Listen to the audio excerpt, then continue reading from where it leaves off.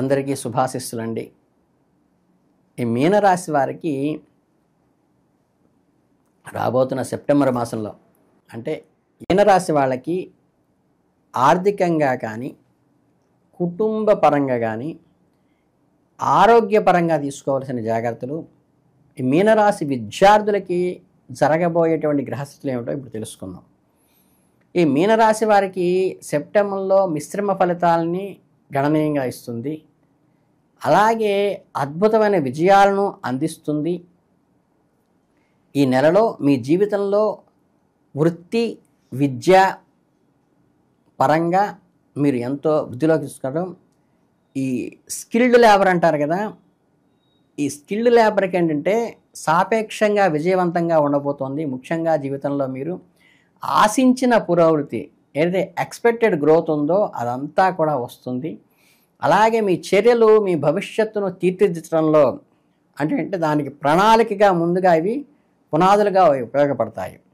అలాగే వృత్తి మరియు వ్యాపార రంగాల్లో పరిశీలించినప్పుడు ఈ నెలలో ఉద్యోగస్తులకు అత్యంత ఉత్సాహకంగాను ఉత్పాదకంగా అంటే ప్రొడక్టివిటీగా కూడా ఉంటుంది. అట్లాగే మీకున్న అంకిత భావం, సృజనాత్మకత మరియు కష్టపడి పనిచేసేటువంటి మీ లక్షణం ఏదైతే ఉందో, ఒళ్ళు ఉంచుకోకుండా పనిచేసే లక్షణం, మీ పై అధికారులు మీ పనితీరును గ్రహించి మీకు నూతన కీలకమైన బాధ్యతలు అప్పచెప్తారు. ఈ కీలకమైన కొత్త బాధ్యతల వల్ల మీ ఇమేజ్ ఒక్కసారిగా గ్రోత్ రావటం కాక మీరు ఐడెంటిఫై అవుతారు. అలాగే టెక్నాలజీ రంగంలో కానీ, సాఫ్ట్వేర్ రంగంలో కానీ, సాంకేతిక పరంగా కూడా ఎప్పటి నుంచో ఎదురు చూస్తున్న పదోన్నతులు కానీ, జీతభత్యాల పెంపు కానీ ఆ రంగాల్లో వాళ్ళకి మీకు జరిగే అవకాశం ఉంది. అలాగే ఈ నెలలో ఊహించని ఖర్చులు, మార్కెట్లో పోటీ పెరగటం వంటి కారణాల వల్ల పెద్ద ఎత్తున విస్తరణ ప్రణాళికలకు, కొత్త పెట్టుబడులకు ఇది సరైన సమయం అయితే కాదు అని చెప్తున్నాను. వ్యాపార భాగస్వాములతో సంబంధంలో పారదర్శకంగా ఉండటము, ఆర్థిక లావాదేవీల విషయంలో కొంచెం అన్నీ స్వయంగా పరిశీలించుకోవటం చాలా ముఖ్యం. తొందరపాటు నిర్ణయాలు తీసుకోకుండా అనుభవజ్ఞుల సలహాతో ముందుకు సాగటం మంచిది. మొత్తం మీద ఉద్యోగస్తులకు చాలా అనుకూలమైన సమయంలో కంఫర్టబుల్ జోన్లోనే ఉంటారు. ఇక ఫైనాన్షియల్గా వస్తే ఏంటంటే ఆర్థిక పరిస్థితి విశ్లేషిస్తే మీకు మిశ్రమ ఫలితాలను ఇస్తోంది. నెల మధ్య భాగంలో ఆర్థిక విషయాల్లో స్పష్టమైన కదలికల మూమెంట్, ఫైనాన్షియల్ మూమెంట్ ఉంటుంది. ఒకవైపు మీ ఆదాయం నిలకడగా కొనసాగుతూనే, వ్యాపారస్తులకి లాభాలు యథావిధిగా సాగుతూనే, ఖర్చులు కూడా ఆదాయానికి తగ్గట్టుగా వస్తూ ఉంటాయి. దానివల్ల ఏంటంటే ఇన్పుట్ ఉంటుంది, అవుట్పుట్ అయ్యేసరికి బ్యాలెన్స్ డిలే అయిపోతూ ఉంటుంది. అందువల్ల మీరు ఊహించిన మార్గాల ద్వారా ధనం సంపాదించే అవకాశాలను పరిశీలించుకోండి. ఈ పార్ట్నర్షిప్ ద్వారా ఉండే ఫర్మ్స్తో కొంచెం జాగ్రత్తగా ఉండండి. అలాగే మీరు సరదా కోసమో పార్ట్ టైమ్గా చేసేటువంటి ఉద్యోగాలు లేదా వృత్తి ద్వారా కూడా మీకు ఇన్కమ్ వచ్చే అవకాశం ఉన్నది.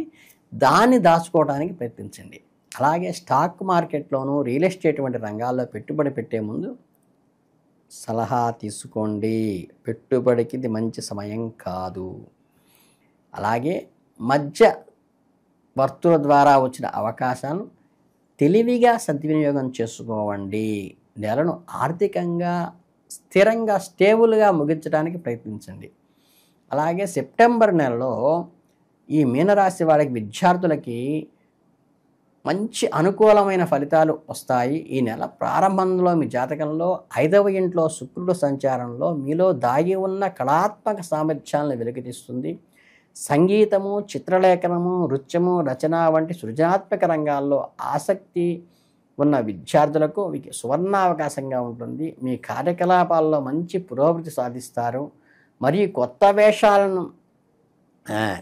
విషయాలను నేర్చుకోవడంలో మీకు మంచి వృద్ధి జరుగుతుంది. మీ ప్రాధాన్యత అంటే ఇంపార్టెంట్ అంటే ప్రామినెంట్ పర్సన్గా మీరు మారేటువంటి అవకాశం ఉంది. ఇతర పాఠ్యేతర కార్యకలాపాలలో అంటే ఎక్స్ట్రా కరిక్యులర్ యాక్టివిటీస్లో మీలో బహుముఖ ప్రజ్ఞను అందరూ చూసి ఆశ్చర్యపోతారు. మీకు సమాజంలో కానీ, మీ ఆఫీసులో కానీ, మీ కార్యాలయంలో కానీ ఒక ఐడెంటిటీ అనేది కలుగుతుంది. చదువుకు, ఇతర కార్యక్రమాలకు ప్రాధాన్యత ఇవ్వటం ద్వారా విద్యార్థులు ఈ నెల విజయవంతంగా మార్చుకోవచ్చు. అలాగే కుటుంబ జీవితం విషయానికి వస్తే మీ కుటుంబంలో స్పష్టమైన సానుకూలమైన ఫలితాలను అందించబోతోంది. సెప్టెంబర్ నెల మీ జాతకంలో 2వ ఇంటలో అంటే కుటుంబం మరియు సంపద స్థానం ఏదైతే ఉందో ద్వితీయ స్థానంలో అధిపతి అయిన కుజుడు ఈ నెల ప్రారంభంలో సప్తమ స్థానంలో 7వ ఇంట్లో సంచరిస్తాడు. అక్కడ నుండి కుజుడు మీ మొదటి గ్రహాన్ని లగ్నాన్ని చూస్తూ ఉండటం వల్ల 2వ గ్రహాన్ని ప్రభావితం చేసి కుటుంబంలో అత్యంత శుభప్రదమైన ఫలితంగా మీకు కుటుంబ ఆదాయంలో స్పష్టమైన గ్రోత్ అంటే ఐడెంటిఫికేషన్ గ్రోత్ అంటే గుర్తించదగినటువంటి అభివృద్ధి జరుగుతుంది. ఇంట్లో సంతోషకరమైన ప్రశాంతమైన వాతావరణం నెలకొంటుంది. మీ కుటుంబ సభ్యుల నుంచి ముఖ్యంగా తల్లిదండ్రులు తోబుట్టువుల నుండి మీకు బలమైన మద్దతు సపోర్ట్ మేము ఉన్నాను నీకు అనేటువంటి ధైర్యాన్ని ఇస్తుంది. ఇది మీకు ఆశాజనకమైనటువంటి పరిణామం. అలాగే కుటుంబ సభ్యుల మధ్య ప్రేమానురాగాలు మెరుగవుతాయి. గతంలో ఉన్న చిన్న చిన్న మనస్పర్ధలు ఏదైతే అభిప్రాయ భేదాలు ఉంటాయో అవన్నీ కూడా కొద్దిగా మీరు కొంచెం తగ్గి కూర్చొని కనుక మాట్లాడుకుంటే అవన్నీ కూడా ఈ నెలలో తొలగిపోతాయి. ఆ ప్రయత్నాలు మీరు చేయండి.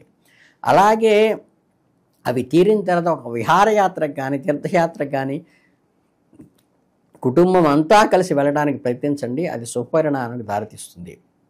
ఇక జీవిత భాగస్వామికి ప్రేమ వ్యవహారాలకి వస్తే ఏంటంటే ఏకాంతంగా కూర్చుని గంటల తరబడి మాట్లాడుకోవటం వంటి మీ బంధాన్ని మరింత మధురంగా మారుస్తాయి. 3వ వ్యక్తి ఇన్వాల్వ్మెంట్ లేకుండా ఖచ్చితంగా చూసుకోండి. ఈ నెలలో ముఖ్యంగా మొదటి భాగంలో మీ ప్రేమ జీవితాన్ని మెరుగుపడటంలో కీలక పాత్ర పోషిస్తుంది. గ్రహాల అనుకూలత వలన శృంగార క్షణాలను మీరు పూర్తిగా ఆస్వాదించడానికి మీ భాగస్వామికి మీ ప్రేమను వ్యక్తపరచడానికి మంచి సదవకాశంగా ఉంటుంది. అలాగే మీనరాశి జాతకులకు ఈ నెలలో ఆనందము మాధుర్యంతో నిండి ఉంటుంది. ఒకరినొకరు ప్రేమతో ఉన్నట్లయితే మీ బంధం మరింత బలపడి కొత్త పుంతలు తొక్కే అవకాశం ఉంటుంది. మీ ఇద్దరి మధ్య అన్యోన్య దాంపత్యానికి కానీ మీ ప్రేమలో ఉన్నటువంటి మకరందాన్ని మీరు జుర్రుకోవటానికి కానీ చాలా అనుకూలమైన సమయము. కాకపోతే థర్డ్ పర్సన్ ఇన్ఫ్లుయెన్స్ లేకుండా చూసుకోండి. ఇక హెల్త్ పరానికి వస్తే ఏంటంటే మీనరాశి వారికి ఈ ఆషాఢ మాసం అంతా కూడా కొద్దిగా బలహీనంగాను కొంత సవాలుగాను ఉంటుంది. కనుక ఈ సెప్టెంబర్ మాసంలో ఆరోగ్య సంరక్షణలో ఏ చిన్న పొరపాటు కూడా జరగకుండా చూసుకోండి. నెల ప్రారంభం నుంచే చిన్న చిన్న అనారోగ్య సమస్యలు తలెత్తవచ్చు. నెల 13వ తేదీ తర్వాత కుజుడు మీ జాతకంలో 9వ స్థానానికి మారటం వల్ల ప్రమాదాన బారి పడే అవకాశాలు తగ్గుతాయి. వాహనాలను నడిపేటప్పుడు అత్యంత జాగ్రత్తగా ఉండాలి. తగాదాలకు కానీ కొట్లాటలకు కానీ ఆఖరికి ట్రాఫిక్ నిబంధనలు అంటే కుజ సంకేతంగా పాటించడం వల్ల సూర్యుడు మరియు బుధుడు 7వ ఇంట్లో ప్రవేశించడం వల్ల మీ స్థానంలో శని యొక్క దృష్టి ఉండటం వల్ల జీర్ణ సంబంధమైన సమస్యలు ఏర్పడే అవకాశం ఉంటుంది. గ్యాస్ట్రిక్ ట్రబుల్ అంటారు కదా, అవి వచ్చే అజీర్ణం అంటారు, దానివల్ల వచ్చేటువంటివి ఉంటాయి. శుభప్రదమైన తేలికగా జీర్ణమయ్యే ఆహారాన్ని తీసుకోండి. చక్కగా వాటర్ సఫిషియెంట్గా తీసుకోండి.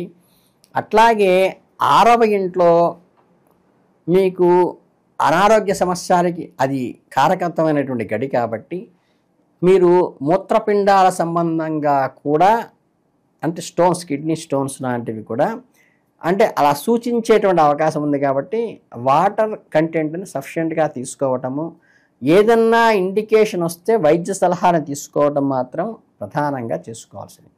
మీకు ఇక మానసిక ఒత్తిడిని తగ్గించుకోవటం వంటివి చాలా అవసరం.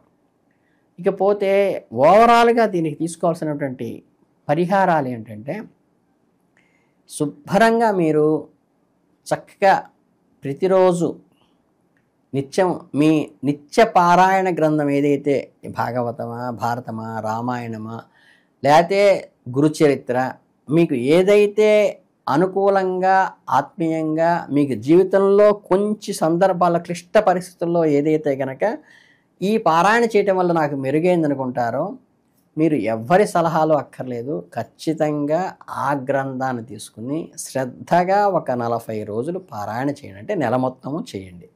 చేస్తుంటే ఏంటంటే మీకు ఏవైతే క్లిష్టతరంగా ఈ మాసంలో అడ్డంకులు కలుగుతున్నాయో ఈ కలిగేటువంటి అడ్డంకులు మొత్తము కూడా కేవలం ఆ గ్రంథ పారాయణ వల్ల నిలిఫై అయిపోయి మీ మార్గం సుగమమయ్యి మీకు అద్భుతమైన గ్రోత్ను వచ్చేట్టుగా దైవానుగ్రహంతో మీరు ముందుకు నిలిచేట్టుగా మీ వెన్నంటి ఎప్పుడూ భగవంతుడు ఉన్నాడనే స్థాయిలో మీకు కలిగేట్టుగా మీకు దైవానుగ్రహం లభించాలని మీనరాశి వాళ్ళకి అభినందనలు తెలియజేసుకుంటూ అమృతమైన ఆశీస్సులతో ముగిస్తున్నాను.